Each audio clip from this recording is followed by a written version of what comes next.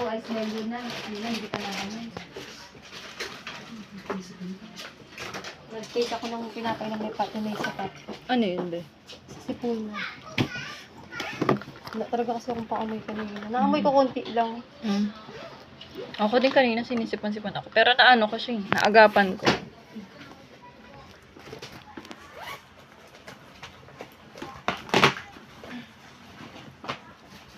Naawa ako kay Marcos kasi hindi ko siya makatabi sa akin. Saan? Dahil kasi Ayun, ako, hindi ko naman yung nakakatulog lang. Hindi na kaya. So, nakakawa yung anak mo, no?